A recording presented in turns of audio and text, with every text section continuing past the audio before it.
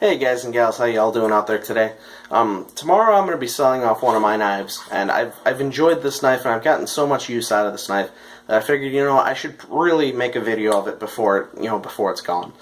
So I met a guy on one of my Facebook gun profiles, buying, trading, that same stuff. Well, he was looking for a new carry knife, and he was looking for two specific brands just because he's never owned a knife from either one. He's looking for either a Benchmade or a Spyderco. Well, I've gotten very attached to my Benchmades. I think they're the neatest thing ever. Like I said, I've just come to enjoy them so much, so it came down to Spyderco. I have one here. This is the Endura 4 Wave. It doesn't get carried as much as it used to. And for, I get a little extra money, and he gets a really good deal on a good knife. So let's take a look at it.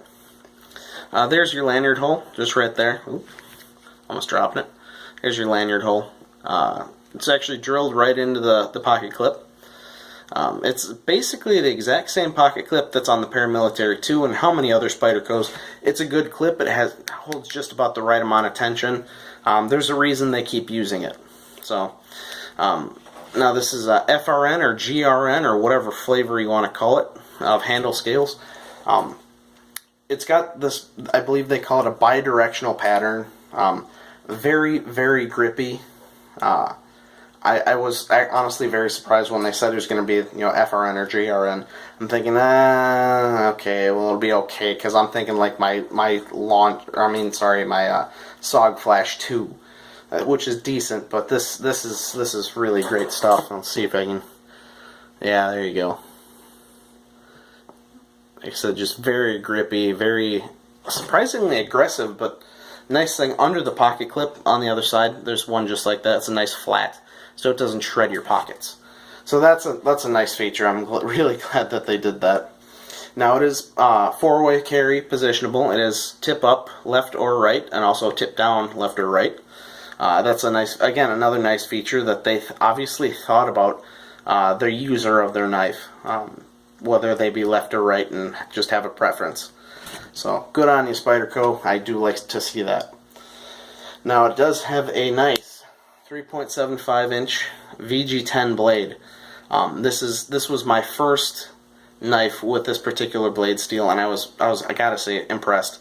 It holds a decent edge. It doesn't hold quite as nice as some of the other steels out there, but when you do sharpen it, it takes a really nice edge, and it polishes up like a mirror. I don't know if you guys can really see that on my crappy camera here, but it takes a very nice edge. Yeah, it's not really picking it up, but I was very impressed. Take my word for it, please. Then, as Spyderco does so right on so many of their knives, the blade jimping is just perfect on that thumb ramp. Just right there. It locks you in, especially, there's a little bit of a finger choil here, and I have no worries about sliding forward if I ever had to do a thrust attack with this knife. Like I said, Spyderco, you get it right. Keep doing it the way you're doing it. Don't change. The only thing I wasn't really liking about this blade personally is I like to have a sharpening groove, which I could cut one myself, but I don't want to have to. So like I said, it's just kind of one of those things. I use this as a work knife, so it doesn't have the prettiest blade base anymore, but it was a work knife. It works. It's meant for work. The spider hole is, I will say, not as nice also as some other blades from Spyderco. It's just maybe not chamfered as nice or whatever. There's a sharp edge or something like that. But what does not help that is the fact that lockbacks like this usually have some blade play. Now this is adjustable, and I was able to adjust it out, but to adjust it out, I did have to make it pretty tight. It's loosened up, and it's about perfect right now. But when I was opening it just with the thumb like that, it would actually hurt my thumb. Unless you're whipping it out, and using wrist action, that's really the only way that you could get it out, by having to do that. At the time, at least, like I said, now that's loosened up a bit. just about perfect. But now with the wave opener, that's not a problem. Now if you don't know what a wave opener is, as the knife sits in your pocket, we'll pretend this is the top line of my pocket.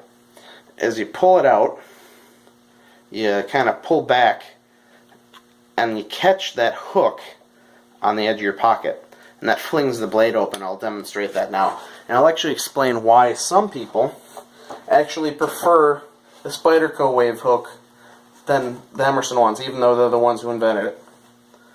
Try and do it slow here. And I got it to fail for once. Wow. See, there you go.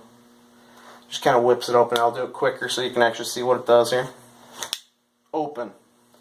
No problem. That's why people like these knives. That's the reason I was originally drawn to this knife, is because I saw the wave opening feature on all those Emerson knives, and it just got my wallet. It was burning a hole in my pocket. Problem is, the pricing on those Emerson knives is out of my price range, we'll say that. The one that I would really want is up in the $250 range, and that's just, I can't do that on a pocket knife. I just cannot. So at the time, $61, I could do that. And like I was saying, some people actually prefer this hook over the other ones just because it works better. Even though you saw me get it to fail, but I was trying to do it slow. That's why it happened. We'll say that's why it happened. But if you look, now this is an Emerson Kershaw collaboration. This is the 4K XL. Now if you look, I'll open both of these up. What do you see that's different about the hook? Try and get it so you can actually see it there. There you go. What can you see that's different about the hooks?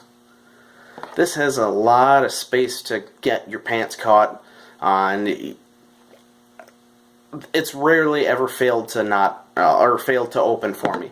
This one, not so much. You got to be really wanting for this to work to get it to open. You really got to use some force, and you need to want it. Just because it doesn't have as much of a hook to actually catch your pants, and yeah, just simple physics. This actually, this hooks your pants really nicely, and it works. The other one, not so much. The only problem with that is with this one, if you want to pull it out of your pocket without using the wave hook, it's sometimes difficult because it wants to catch, because it wants to do that. The hook wants to do its job. Like I said, on this one, with it, you having to be a little bit more deliberate. I think actually some people prefer that just because they're trying to pull their knife out of their pocket. It's not going to open on them as easily as this.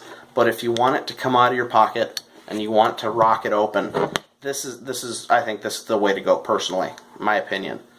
This is the one. If I had to pick a wave opening knife that I had to take into combat or something like that, I would be picking this one.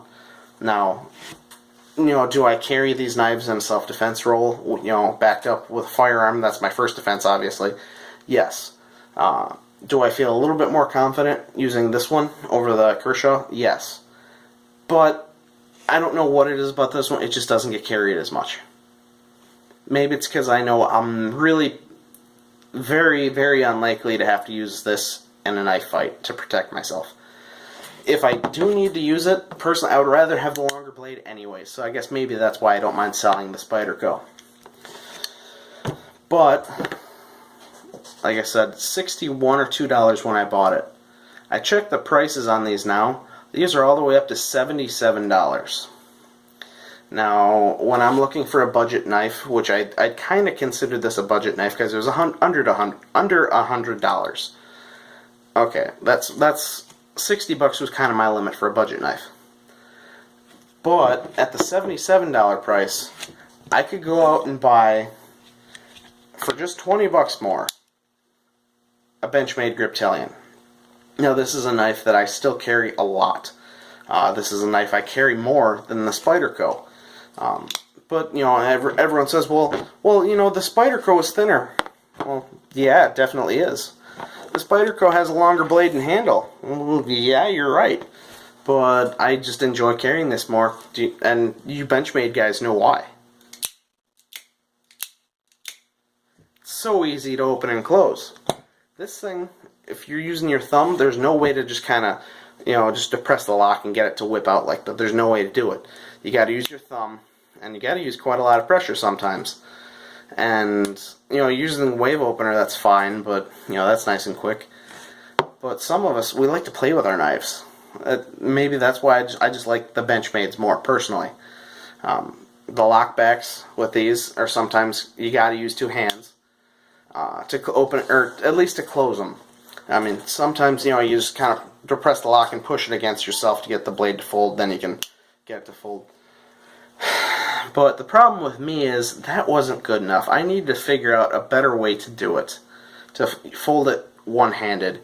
And the first attempt, thinking about it, was really stupid. While I was sitting at work thinking, alright, what's a better way to get this to close? I know, I'll depress the lock and just swing it a little bit, just to get the blade to fold down just a little bit, so I can get it started, instead of having to push it against me and possibly stabbing myself. Well, I did that. I depressed the lock. I'm going to undepress it so I don't pull it again, and I swung it. And what do you think happened is my knife was in, my hand was in this position. Yep. It cut my hand open quite nicely. Like I said, it still had the factory edge on it. It was very sharp from factory, as most Spydercos are. And it was looser in the pivot, and you could actually hear the blade click on my bone. That was an odd moment. I've never heard that type of noise before, and it was definitely different.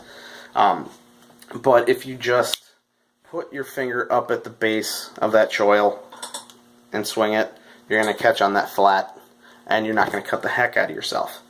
So if you're using one of these, I recommend that. Now also, with the wave opener, you'll notice on this one it has a lanyard. This is that Kershaw again.